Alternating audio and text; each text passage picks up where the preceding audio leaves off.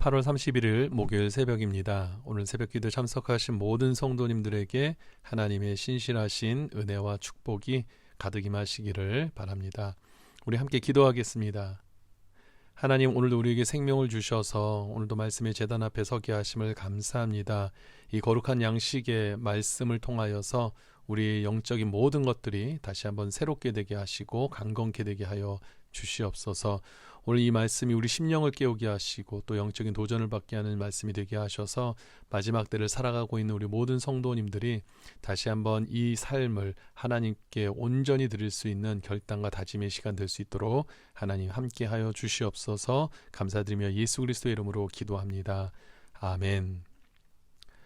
오늘 우리에게 주시는 하나님 말씀은 요엘서 3장 1절에서 21절까지의 말씀입니다. 3장 전체의 말씀인데요. 제가 봉독하겠습니다. 보라, 그날 곧 내가 유다와 예루살렘 가운데에서 사로잡힌 자를 돌아오게 할 그때에 내가 만국을 모아들이고 여호사밧 골짜기에 내려가서 내 백성 곧 내 기업인 이스라엘을 위하여 거기에서 그들을 심문하리니 이는 그들이 이스라엘을 나라들 가운데서 흩어버리고 나의 땅을 나누었음이며 또 제비 뽑아 내 백성을 끌어가서 소년을 기생과 바꾸며 소녀를 술과 바꾸어 마셨음이니라. 두로와 시돈과 블레셋 사방아, 너희가 나와 무슨 상관이 있느냐? 너희가 내게 보복하겠느냐? 만일 내게 보복하면 너희가 보복하는 것을 내가 신속히 너희 머리에 돌리리니 곧 너희가 내 은과 금을 빼앗고 나의 진귀한 보물을 너희 신전으로 가져갔으며 또 유다 자손과 예루살렘 자손들을 헬라 족속에게 팔아서 그들의 영토에서 멀리 떠나게 하였음이니라. 보라, 내가 그들을 너희가 팔아 이르게 한 곳에서 일으켜 나오게 하고 너희가 행한 것을 너희 머리에 돌려서 너희 자녀들 유다 자손의 손에 팔리니 그들은 다시 먼 나라 스바 사람에게 팔리라. 여호와께서 말씀하셨느니라. 너희는 모든 민족에게 이렇게 널리 선포할지어다. 너희는 전쟁을 준비하고 용사를 격려하고 병사로 다 가까이 나아가서 올라가게 할지어다. 너희는 보습을 쳐서 칼을 만들지어다. 낫을 쳐서 창을 만들지어다. 약한 자도 이르기를 나는 강하다 할지어다. 사면의 민족들아, 너희는 속히 와서 모일지어다. 여호와여, 주의 용사들로 그리로 내려오게 하옵소서. 민족들은 일어나서 여호사밧 골짜기로 올라올지어다. 내가 거기 앉아서 사면의 민족들을 다 심판하리로다. 너희는 낫을 쓰라. 곡식이 익었도다. 와서 밟을지어다. 포도주 틀이 가득히 차고 포도주 독이 넘치니 그들의 악이 크미로다. 사람이 많음이여 심판의 골짜기에 사람이 많음이여 심판의 골짜기에 여호와의 날이 가까움이로다. 해와 달이 캄캄하며 별들이 그 빛을 거두도다. 여호와께서 시온에서 부르짖고 예루살렘에서 목소리를 내시리니 하늘과 땅이 진동하리로다. 그러나 여호와께서 그의 백성이 피난처 이스라엘 자손의 산성이 되시리로다. 그런즉 너희가 나는 내 성산 시온에 사는 너희 하나님 여호와인 줄 알 것이라. 예루살렘이 거룩하리니 다시는 이방 사람이 그 가운데로 통행하지 못하리로다. 그날에 산들이 담 폰도주를 떨어뜨릴 것이며 작은 산들이 젖을 흘릴 것이며 유다 모든 시내가 물을 흘릴 것이며 여호와의 성전에서 샘이 흘러나와서 시딘 골짜기에 들이라. 그러나 애굽은 황무지가 되겠고 에돔은 황무한 들이 되리니 이는 그들이 유다 자손에게 포악을 행하며 무죄한 피를 그 땅에서 흘렸음이니라. 유다는 영원히 있겠고 예루살렘은 대대로 있으리라. 내가 전에는 그들의 피 흘림 당한 것을 갚아주지 아니하였거니와 이제는 갚아주리니 이는 여호와께서 시온에 거하심이니라. 아멘. 이제 요엘서의 마지막 장입니다. 지금까지 살펴본 요엘서의 핵심 내용을 먼저 정리해보고 넘어가겠습니다. 먼저 하나님은 이스라엘 민족에게 그들이 이전에 경험했던 메뚜기 재앙 때의 사건을 기억하게 하셨습니다. 그리고 이 재앙의 결과가 너무나 큰 고통과 아픔이었음을 다시 한번 깨닫게 하셨죠. 그런 뒤에는 장차 임하게 될 여호와의 날, 즉 심판의 날에 대하여 말씀을 하십니다. 특별히 이날은 과거에 그들이 경험했던 메뚜기 재앙 때에 당한 고통과 아픔과는 비교할 수 없는 거대한 재앙이 될 것이란 사실까지 알려주시죠. 그리고 이날이 도래하면 두 가지 일이 분명하게 나타날 것을 알려주시는데, 첫째는 하나님을 대적하고 하나님의 뜻대로 살지 않는 자들은 모두 하나님의 징계 속에서 멸망할 것이라는 것이고, 둘째는 이제라도 죄를 회개하고 하나님의 뜻대로 순종하며 말씀대로 사는 자들은 구원을 받게 된다라는 사실입니다. 그리고 이제 요에서의 마지막 장으로 들어가게 되는데요. 먼저 언급되어지는 내용은 무엇인가 하면 장차 일어나게 될 두 가지 사건을 소개하는 것입니다. 첫째는 유다와 예루살렘에서 사로잡힌 자가 돌아오게 된다라는 것이고, 둘째는 이들을 사로잡았던 만국이 여호사밧 골짜기에서 그들도 신문을 당하게 된다라는 것입니다. 여기가 우리가 놓치지 말아야 하는 핵심 내용이 있습니다. 무엇인가 하면 이 모든 일을 누가 주관하는가 하는 부분입니다. 이 모든 일을 하나님이 하신다라고 말씀하시는 것이죠. 오늘 말씀 보니까 내가 사로잡힌 자를 돌아오게 할 것이고 내가 만국을 모아 데리고 여호사밧 골짜기에 내려가서 신문할 것이라 라고 강조하고 있습니다. 따라서 요한서의 전체를 묵상하면서 우리가 반드시 기억해야 하는 이 핵심 내용은 무엇인가 하면 재앙이 구체적으로 무엇인가 혹은 얼마나 무엇인가 이런 것들을 아는 것도 중요하겠죠. 하지만 이 모든 일을 행하시는 분이 오직 여호와 하나님이시라는 사실을 강조하는 본문이라고 볼 수 있습니다. 다시 말해서 구원의 주체도 하나님이시고 심판의 주체도 하나님이시라는 사실을 우리에게 명백하게 알려주고 있는 것입니다. 그런데 문제는 무엇인가 하면 그동안 이스라엘은 이스라엘대로 또한 이스라엘을 멸망시킨 이방 나라들은 그들대로 착각 속에 살고 있었다라는 점입니다. 어떤 착각이었을까요? 먼저 이스라엘 민족들은 자신들의 땅을 빼앗기고 자신들의 가족들이 포로로 끌려가는 이 모든 일들의 원인을 자신들의 죄로 인한 것으로 여기지 않았다라는 사실입니다.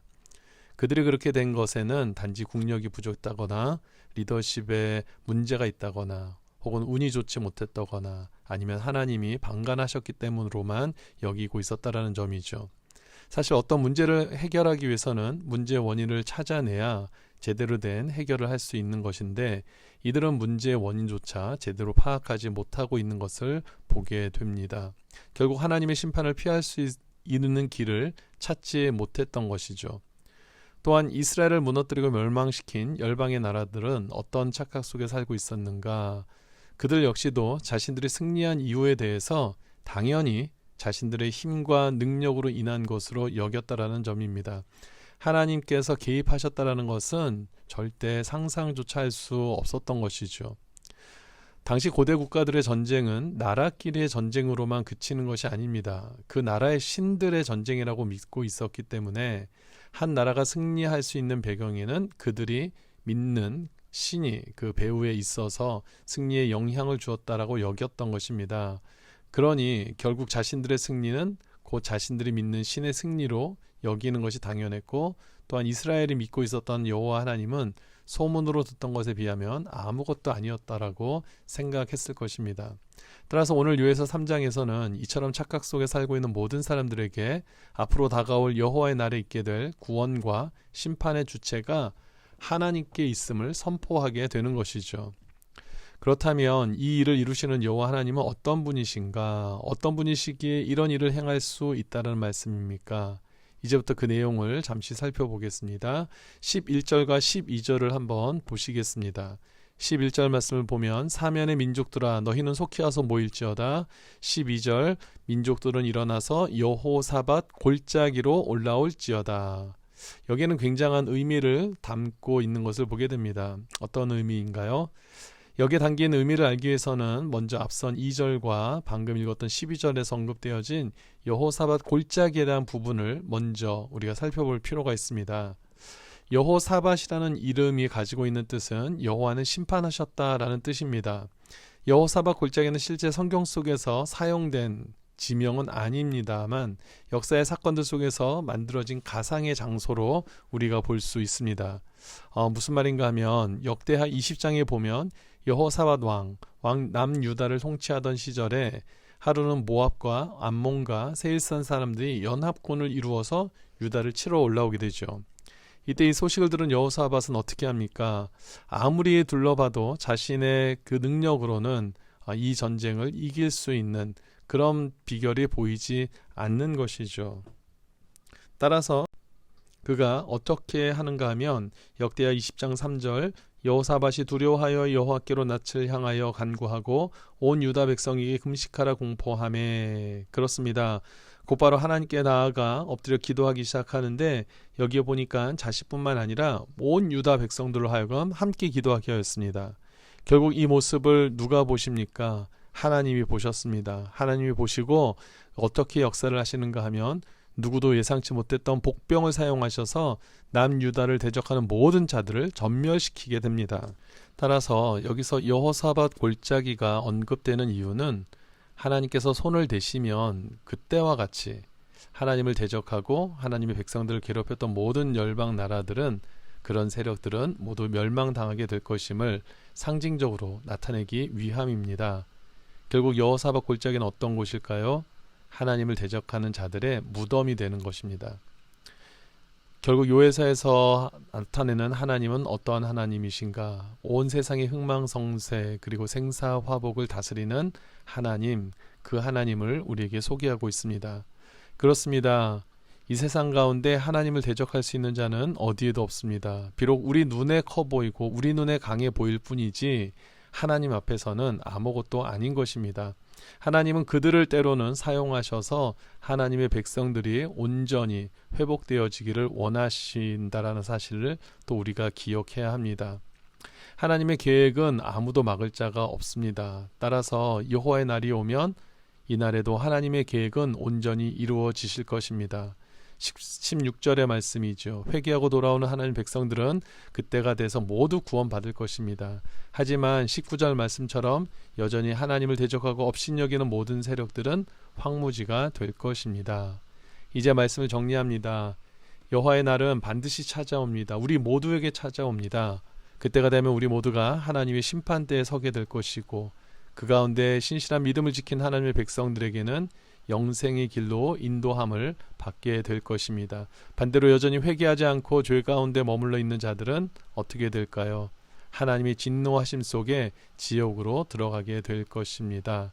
비록 베드로후서의 말씀처럼 여호와의 날이 우리 시간적 개념에서는 더디오는 것처럼 느껴질 수 있지만, 이것 또한 하나님의 세상을 향한 오래 참음과 또 사랑의 결과함을 잊지 마시고 오직 우리의 힘과 능력 되시는 여호와 하나님만을 경외하며 바라보며 살아가심으로 하나님의 인정을 받고 하나님을 기쁘시게 하는, 또한 여호와의 날에 주님 앞에서 칭찬받는 모든 성도님들 되실 수 있게 되기를 주님의 이름으로 축원합니다. 기도하겠습니다.